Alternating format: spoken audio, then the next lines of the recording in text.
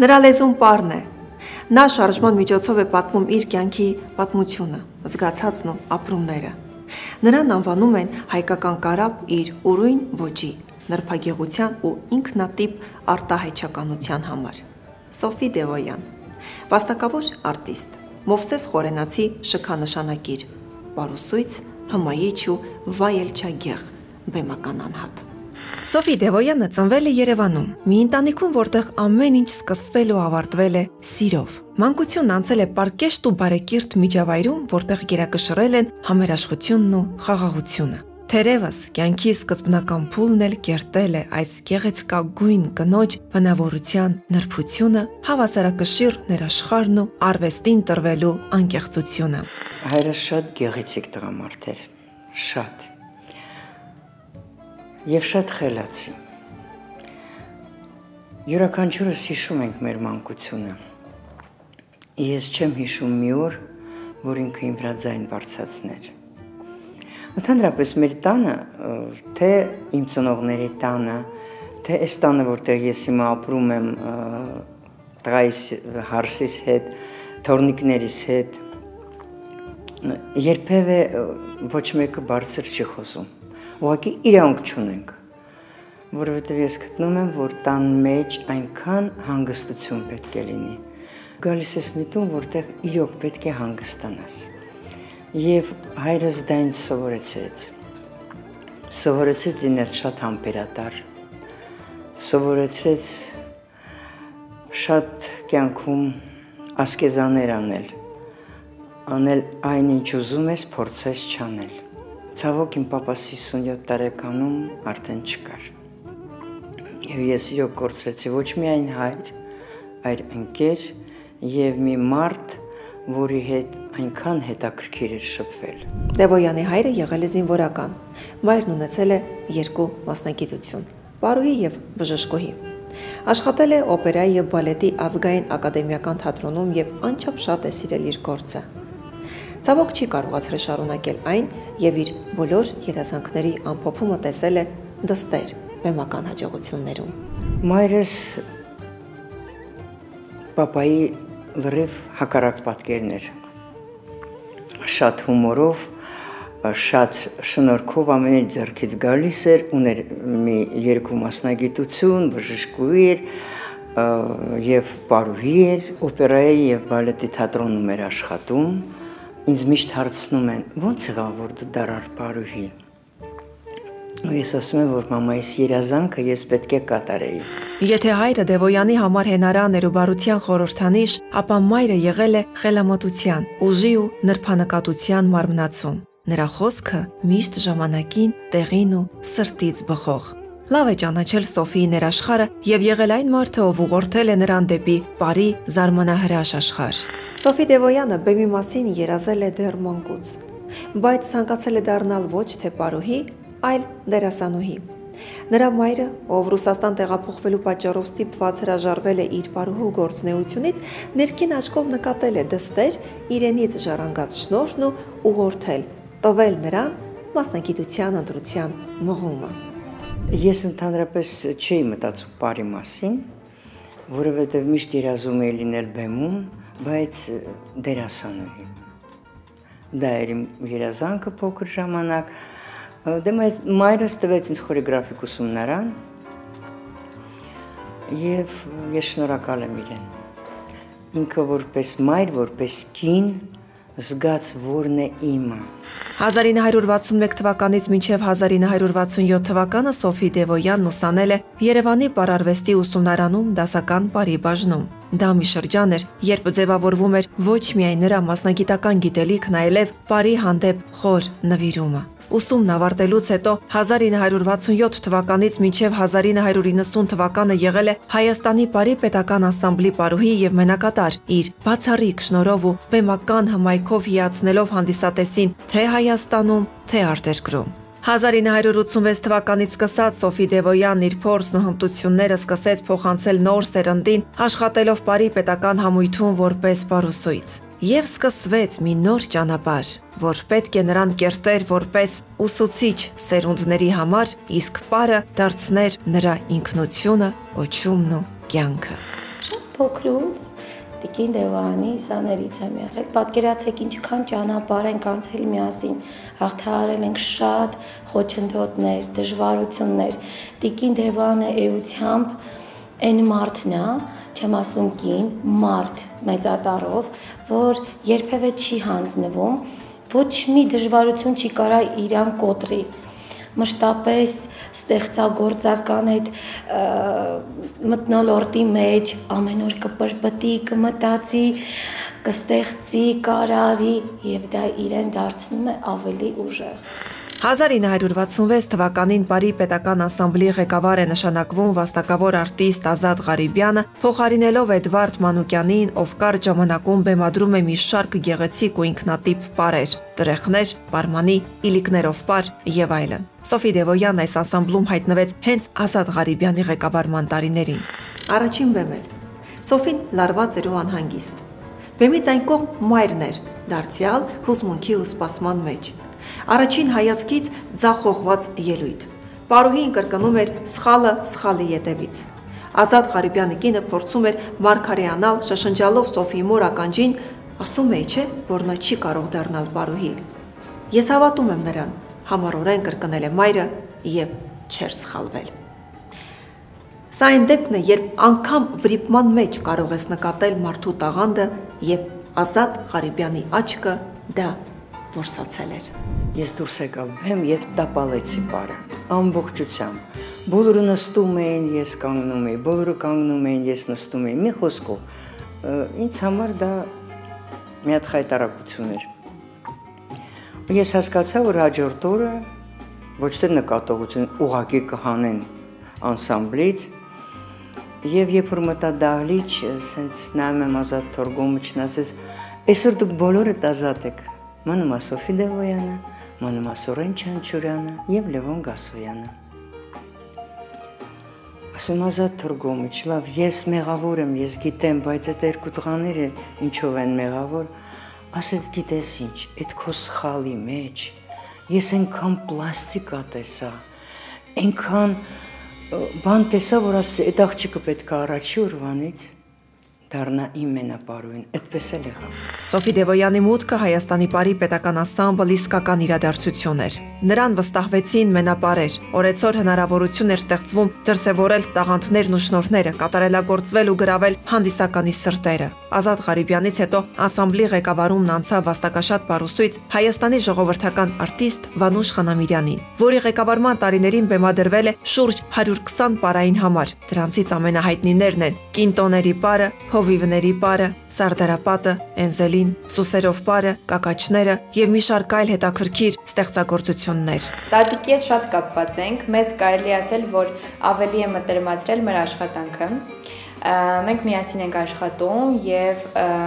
կարծում եմ մի գաղափարի շուրջ աշխատելուց մարդիկ ավելի են իրար հետ կապվում, ավելի այլ կողմից են սկսում ճանաչել իրար, որովհետև մեկ այլ բան է թե դու տանը շփվես քո տատիկի հետ որպես տատիկ եւ մեկ այլ բան է շփվես դու որպես գործընկեր կարելի ասել։ Իրականում ես շատ գնահատում եւ շատ սիրում եմ այդ պահերը, որովհետև դրանք շատ մեծ արժեք ունեն ինձ համար։ Ես շատ սիրում եմ մեր զրույցները, երբ որ մենք նստում ենք միասին, մտածում ենք ինչ-որ նոր պրոյեկտի շուրջ, մտածում ենք օրինակ այս գեստը ոնց անենք, այս պարը ոնց անենք, այս երաժշտությունը ու ես շատ գնահատում եմ այդ ամեն ինչը, որովհետև իրականում տատիկը շատ մեծ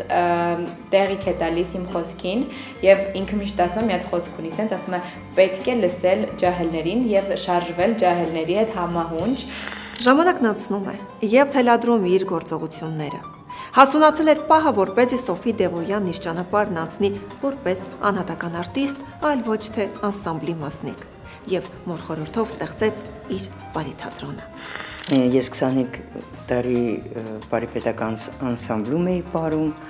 եւ երբ արդեն դուրս եկա, ինքը մենակ ինձ մի բան ասեց ստեղծի քո թատրոնը։ Ասում մամա, ես դա չեմ կարող անել, ասեց դու կարող ես։ Ու այդպես էլ եղավ։ Ստեղծվեց Սոֆի Դևոյանի Պարի եւ հոգու թատրոնը։ Այդ տարիների համար դա իսկական հեղափոխություն էր հայկական պարարվեստի ոլորտում։ Դա մի նոր մտածողություն էր ու նոր մոտեցում։ Նա կարողացավ ազգային ու ժամանակակից ոճերն այնպես միախառնել, որ չտուժեն դրանցից ոչ մեկը։ Տևոյանը խորապես ճանաչելով ժողովրդական բարի ակունքները, դրանք վարպետորեն համադրեց նոր արտահայտչամիջոցների հետ։ Ես 7 տարեկանից հաճախում եմ Սոֆի Տևոյանի բարի դպրոց, հաճախել եմ Աբովյանի մասնաճյուղ ու մայրիկս միշտ երազել է, որ ես դառնամ պարուհի։ Ու հենց ցանկացել է, որ սովորեմ Տիկին Տևոյանի մոտ, տեսնելով նրա աշխատանքը, նրա բարերը, միշտ երազել է, որ ես լինեմ նրա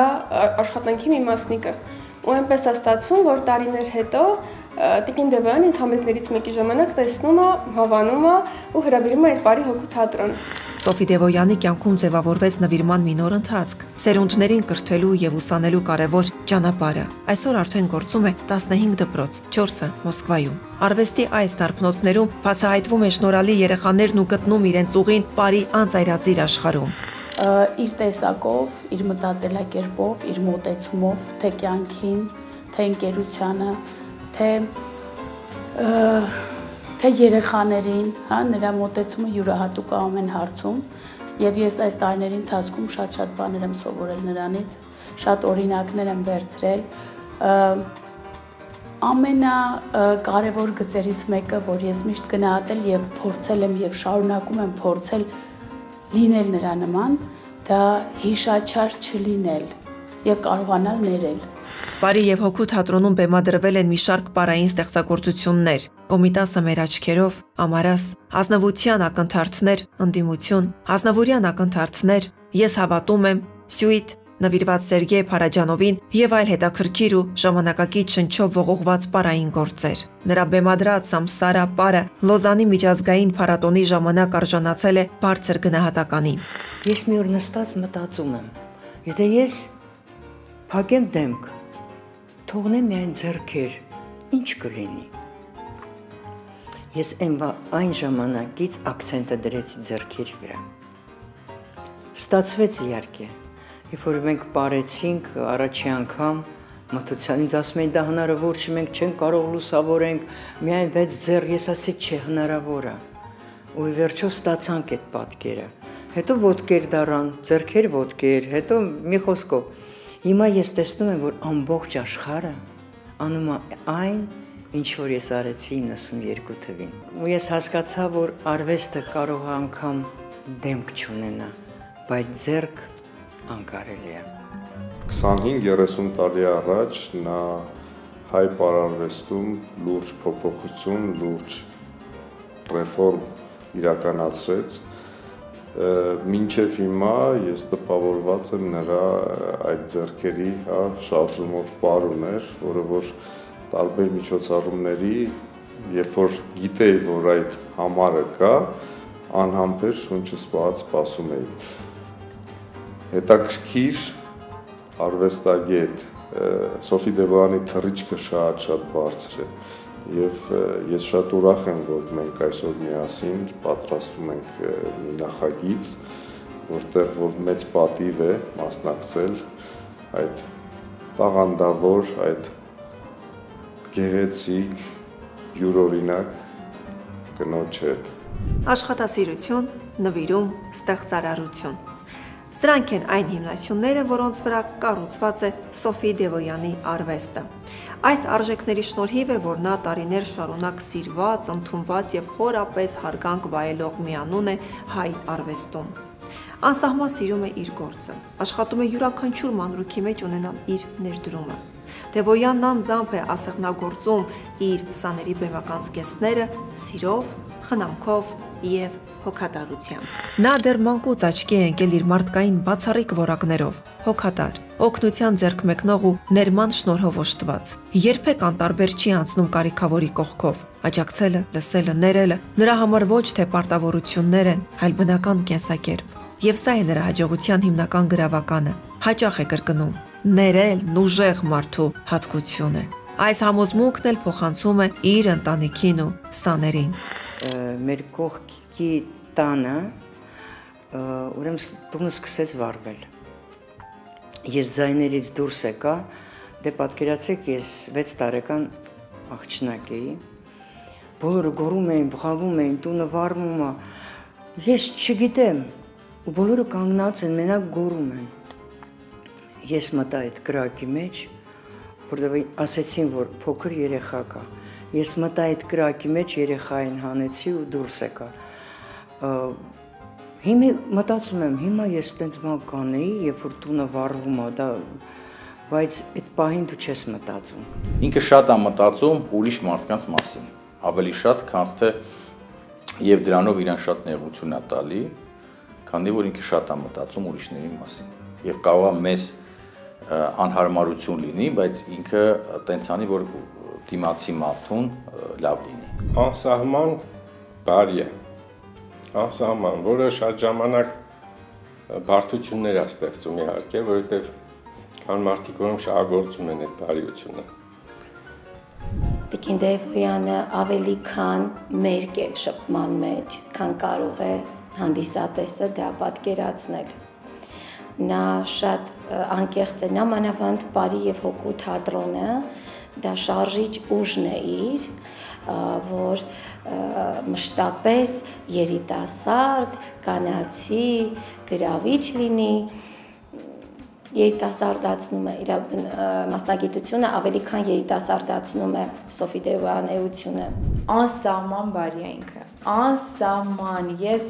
իմ կյանքում երբևէ չեմ տեսել ավելի բարի մարդ, քան իմ տատանան։ Կարծում եմ այդ հատկանիշը բոլորն են նշում, որովհետև իրոք ինքը իր բարիությամբ եւ հանգստությամբ առանձնանում է միշտ, կապ չունի աշխարհում ինչ տեղի կունենա, ինքը միշտ ձևի մեջ իր այդ հանգիստ, բարի ու ոչ մի բան իրեն չի խանգարում։ Գիտեք, շատ բաներ ա եղել կյանքում, իհարկե, առանց դրա չի կարող լինել, բայց երևի այն, որ ես կարողացել եմ ներել, ես կարող տեսնեի ոնց են իմ թագը ջարդում եւ կողքս գարդերոբշցան ասում, արի գնանք, նա այդ թագը ջարդում է, ասի ոչ, ասի չես ասելու, ասի ոչ, չեմ ասելու, ու տեն շատ դեպքեր ա եղել կյանքում, ես դա անց եմ կացրել, գնացել է։ Դևոյանն այն արտիստներից է, որ երբեք կանգ չի առնում։ Նա միշտ ընթացքի մեջ է, միշտ գործում ու ստեղծագործում է։ Այժմ էլ աշխատում է իր նոր, Անահիտ պարային բեմադրության վրա, որի հիմնական սյուժեն Ղազարոս Աղայանի համանուն հեքիաթն է, բայց լինելու է հնագույն հայկական մշակույթի ու ժամանակակից բեմարվեստի մի հրաշալի միախառնում։ Բեմադրության ստեղծման գործում ներգրավված են արհեստավարժ ու փորձառու մասնագետներ, այնպես որ ներկայացումը խոստումնալից է, որտեղ կերևա հայկինն ու նրա ուժը, որտեղ իմաստությունը կխոսի բարի լեզվով։ Մենք այս մեր նախագծի շրջանակներում շատ հաճախ Սոֆի Դևոյանի տանը հավաքվում ենք ստեղծագործական կազմով եւ ես հասկանում եմ, որ այդ տանը շատ ստեղծագործողներ կան եւ շատ տարբեր են նրանք, խոսքը նաեւ Սոֆի Դևոյան, փոքր Սոֆի Դևոյանի մասին է, թորնիկը Սոֆի Դևոյանի, երկչուհի կա տանը, որը երբ որ մենք հավաքվում ենք միասին, հասկանում ենք, որ անընդհատ նոր գաղափարներ են ծնվում, անընդհատ ստեղծագործական մթնոլորտ է։ Սոֆի Դևոյանի ամուսինն է միշտ միջամտում եւ խորհուրդներ տալիս երաժշտական առումով, հետաքրքիր է անցնում մեր ստեղծագործական process-ը ոչ միայն թատրոնում եւ Սոֆի Դևոյանի դպրոցում, այլ նաեւ Սոֆի Դևոյանի տանը, առանձնատանը։ Սոֆի Դևոյանը հաջողակ կին է, ընդունված արտիստ։ Եվ եթե նկատի առնենք, որ նա պարարվեստում իրեն հրաշալիորեն դրսևորելուց բացի իր տաղանդները արտահայտել է նաև հեռուստատեսային եւ դերասանական ոլորտում, ապա կարող ենք ասել, որ իրականություն է դարձել նաև իր դերասանուհի դառնալու մանկության երազանքը։ Այո, Պարուհու ստեղծագործական սահմանները երբեք չեն սահմանափակվել։ Ապացույցը հեռուստանովելներում նրա հանդես գալն է։ Դևոյանի խաղը վկայում է մի պարզ ճշմարտություն՝ իրական արտիստ է ամենուր։ Նրա ցուցաբերած խաղն էլ բնորոշվում է նույն նրբությամբ ու ներշնչմամբ, ինչպես պարում։ Ամեն շարժում ու հայացք լի է իմաստով։ Արվեստում դռները բացողն անկեղծությունն է։ Դևոյանի հմայքն ասպառ է։ Ու շատերի համար գուցե դժվար է հավատալ, որ այս տաղանդաշատ կինը բնավ շատ ժամանակ չի տրամադրում իր արտաքին տեսքի վրա։ Այն ինչ ունի, բնական է, աստվածատուր։ Իր գեղեցկությունը բխում է հոգուց, բնությունից ու շարժումից։ շարժումն է, որ կնոջը երիտասարդ է պահում։ Ոչ միայն կնոջը, այլ եւ տղամարդուն։ Մենք շատ քայլում ենք, շատ հետո բարը, գիտեք, աշխատում է յուրաքանչյուր մկանը։ Դրա համար ես միշտ ասում եմ, կանայք, տղամարդիկ, եկեք բարի, անպայման, եթե ուզում եք լինել առողջ։ Ամենա ինձ զարմացնող հատկությունը, որը չգիտեմ, որքանով է բնորոշ միայն Սոֆիին, դա նա է, որ ինքը միշտ մակիաժ, սանրված, հագուստ, ինքը երբեք հասարակ տնական վիճակում չի լինում։ Դա է ինձ ամենից շատ զարմացրել միշտ, որովհետև ոնց կա մարդը հասցնի անընդհատ լինի ներեք ռուսերեն ասեն ֆորմայի մեջ։ Որպես կին, Սոֆին երջանիկ է։ Այդ մասին վկայում են նաև նրա մշտապես փայլող ու պայծառ աչքերը։ Անձնական կյանքում միշտ եղել է սիրված ու գնահատված։ Իր առաջին ամուսնու, հայտնի գինեկոլոգ Գեորգի Պողոսյանի հետ նա ծանոթացել է ինքնաթիռում։ Առաջի ամուսինը Գեորգ Կիմիչ Պողոսյանն էր, գինեկոլոգ, ծանոթացա ինքնաթիռում։ Ինքը երբ որ ինձ տեսավ, ասեց, այս աղջիկը իմ կինը կլինի։ Այդպես հանդիպեցինք, ծանոթացանք, հիշում եմ, որ իր մայրը ասեց, դե ինչ, ստանոք դրեք տանը, պարուհի ա գալի։ Այդպես, և ծնվեց իմ տղան, Հովանեսը։ Առաջին ամուսնության ժամանակ է ծնվել նրա որդին, Հովանես Պողոսյանը, ով ունենալով այլ մասնագիտություն, շատ անսպասելիորեն ներգրավվել է պարուհու գործունեությանն ու տնօրինում է պարային դպրոցները, տարեց տարի ընդլայնելով դրանք և ստանձնելով կազմակերպչական ողջ աշխատանքը։ Ես հիշում եմ, որ երբ որ ես փուճուր էի, ես միշտ մամայիս հետ զբոսնում էի մեր Երևանով և գնում էի իր այդ իր աշխատանքի տեղ։ Ներկա եմ եղել իր բոլոր համերգներին, երբ որ ինքը պարում էր։ Շատ սիրում էի մամայի հետ ման գալ և շատ լավ հիշողություններ կան իմ մանկությունից, որը ես անցկացրել եմ մամայիս հետ, երբ որ ինքը եղել է հանրապետությունում, չի մեկնել հյուրախաղերին։ Սոֆի Դևոյանն իր երկրորդ ամուսնու Մարտիրոսի հետ ծանոթացել է Պարի և հոգու թատրոնի հիմնադրման սկզբնական փուլում։ Վերջինս եղել է նրա եղբոր ընկերը և Սոֆիի հետ հանդիպել է երաժշտություն գրելու նպատակով։ Մարտիրոսը բազմաշնորհ մարդ է, հիանալի կիթառահար, նկարիչ, տաղանդավոր կոմպոզիտոր, գործիքավորող և վերջապես հավատարիմ ամուսին, որի հետ պարուհին ապրել էր կյանքի լավագույն ու երջանիկ 30 տարիները։ Մարտիրոսի հետ էլ շատ հետաքրքիր հանդիպում էր, որովհետև երբ որ ես որոշեցի, որ պետք է ունենամ Պարի և հոգու թատրոն, ես մանեի գալի մի մարդ, որը կգրի իմ ամբողջ երաժշտությունը և եղբայրս ծանոթացրեց ինձ Մարտիրոսի հետ, իր ընկերներ։ Գիտեք, այ մութ տարիներ էին, բայց ինձ համար նենց ես ջերմությամբ եմ հիշում։ Միգուցե հենց թատրոնը ստեղծվեց դրա համար այդ տարիներին։ Սկզբնական շրջանում ես ուղղակի ուզում էի օգնել Սոֆիին, որովհետև տեսնում էի, թե ինքը ինչ նվիրյալ է իր գործին։ Հետո դա արդեն վերածվեց սիրո։ Ես երդվել էի, որ երբեք էլ չեմ ամուսնանա, որովհետև ինձ թվում էր, որ ես չեմ գտնի մարդ, որին կնվիրվեմ։ Ու մինչև հիմա մենք զարմացնում ենք իրար, դա ամենակարևոր բանն է։ Եթե չես ուզում, որ սերդ ավարտվի կամ դառնա կենցաղ, պետք է միշտ կարողանաս զարմացնել դիմացինիդ։ Սոֆի Դևոյանի կյանքում ընտանիքը եղել ու մնում է ամենաբարձր արժեքներից մեկը։ Նրա համար այն պարզապես հարազատ մարդկանց միություն չէ, այլ մի հոգևոր միջավայր, որտեղ սերտաճած են սերը, հարգանքը, աջակցությունն ու սերունդների շարունակական անխզելի կապը։ Բավականին մեծ ընտանիք ենք հայկական հասկացողությունում, ոչ մեկը նախանձ չունի, որովհետև նախանձը իր հետ այնքան շատ վատ բաներ է բերում։ Ինքը միայն նախանձ չի լինում, նախանձ մարդը անպայման ժլատ է լինում, նախանձ մարդը չարություն է ունենում, նախանձ մարդը դժվար է ներում, այդ հատկությունը մեր ընտանիքի ինձ միշտ զարմացնում է շատ։ Մեր մոտ ամեն օրը ինչ-որ մի իրադարձություն է և մենք շատ ռիթմի մեջ ենք աշխատում և առավոտյան գնում ենք, երեկոյան գալիս ենք, իմիջիալուց ասեմ, ինքը մեր ընտանիքում ամենաշատն է աշխատում և ամենակիչն է հոգնում։ նու գոնե իմ սերնդի համար, իհարկե շատ խոսուն և հնչեղ անուն էր, որովհետև նույնիսկ դեռ այն ժամանակ, երբ մենք այսպես ծանոթ չէինք, այսինքն այդպիսի անձնական հարաբերություններ չկային, նույնիսկ այն ժամանակ ճանապարհները ինձ տարել են դեպի Սոֆի Դևան եւ շատ լավ հիշում եմ, որ պիտի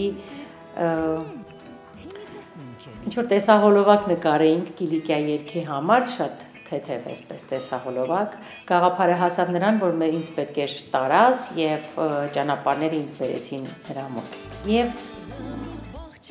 տարիներ հետո կյանքը այնպես դասավորվեց, որ մենք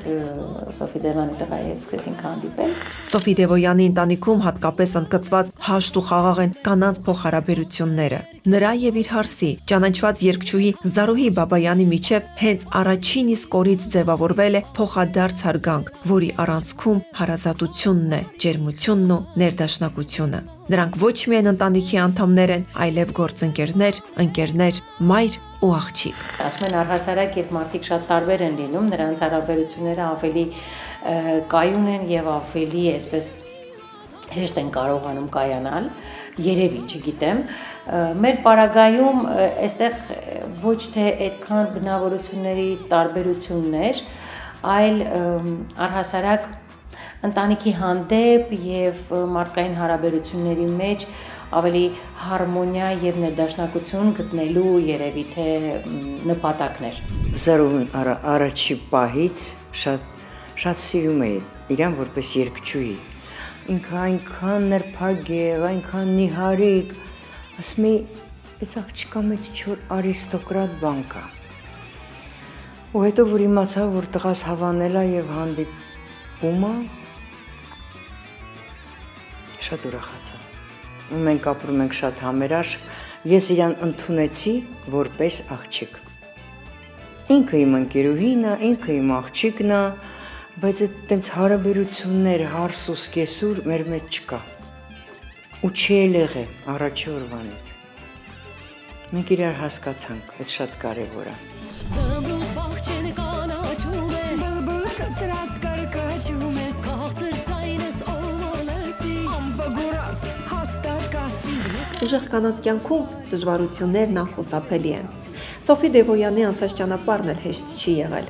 Նրան հաճախ են խանգարել, թակարդ լարել, նրա դեմ թշնամանքով լցվել, բայց խորագետ ու իմաստուն այս կինը դրանք հաղթահարել է բարությամբ, ներողամտությամբ եւ ամենակարևորը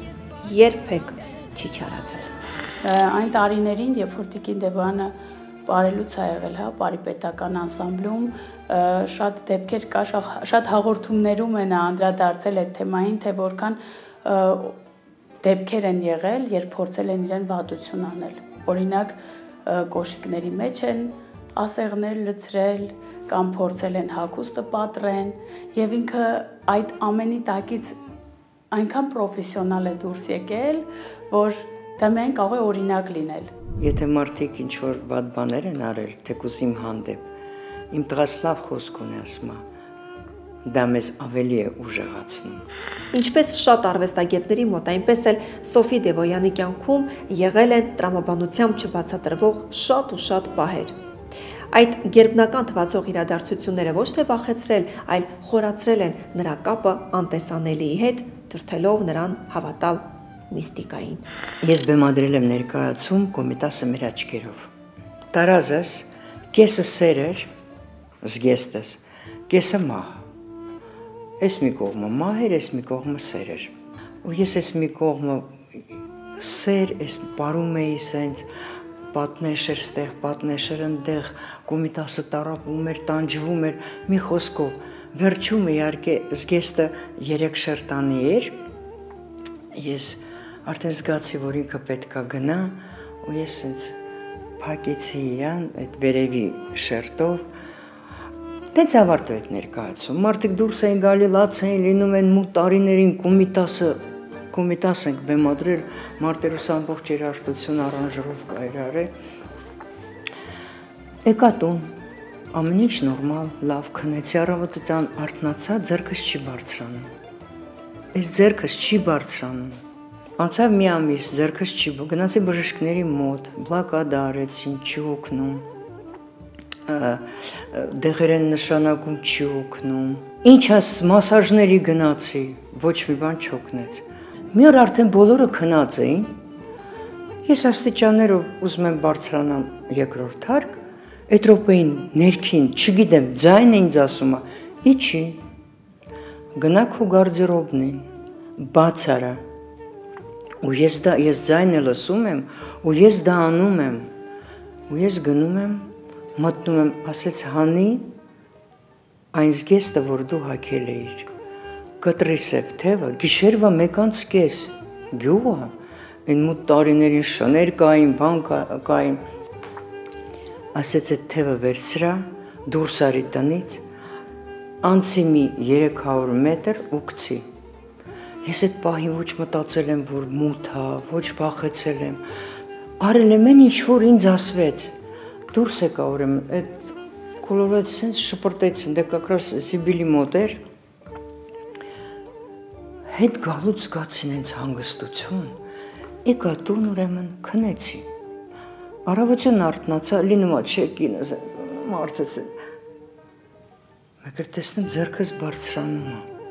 Ու այդ պահից ես սկսեցի միստիկային հավատալ։ Սոֆի Դևոյանն այն մարդկանցից է, որոնք չեն ձգտում խոսել բարձր, բայց իրենց ներկայությամբ ասում են գրեթե ամեն ինչ։ Նրա ողջ ինքնությունը կանացիության, առաջնորդության, ուժի ու ներքին ճշմարտացիության համադրություն է։ Նրա արվեստը կանգ չի առնում, ապրելով բեմում ու կյանքում, քայլերի վերաբերմունքի ու մարդկային պարզ շփման մեջ։ Նա իր արմատներով կապված է հողին ու միևնույն ժամանակ ժամանակակից աշխարհի հետ։ Նրա կերտած պարը փոքրիկ, բայց բովանդակալի պատմություններ են մարդու սիրո երջանկության մասին։ Գիտեք, մարդը սաղ կյանք աշխատել է մշակույթի ոլորտում, ստեղծել է իր թատրոնը, ստեղծել է դպրոցը եւ ասել ինչ որ գնահատական տալ ես չեմ կարող, բայց գնահատականը դա է, որ այսօր մենք ունենք Բարի եւ Հոգու թատրոն, այսօր մենք ունենք մանկական համույթներ, այսօր մենք ունենք բազմաթիվ բարի դպրոցներ, մասնաճյուղեր եւ իստումը գնահատականը կյանքի մարդու դա է, ինչը ինքը ստեղծել եւ իր ստեղծածը մեծ է եւ հզոր։ Սոֆի Դևոյանը երջանիկ կին է։ Նա հասկացել է արվեստի ու կյանքի գաղտնիքը գտել է դրանց հասնելու բանալին։ Այդ բանալին անկեղծությունն է, գոհունակ սիրտ ունենալը, սիրելն ու ներելը։ Նրա անունը հայ պարարվեստի պատմության մեջ ուժի, չհանձնվելու եւ հաջողության խորհրդանիշ է։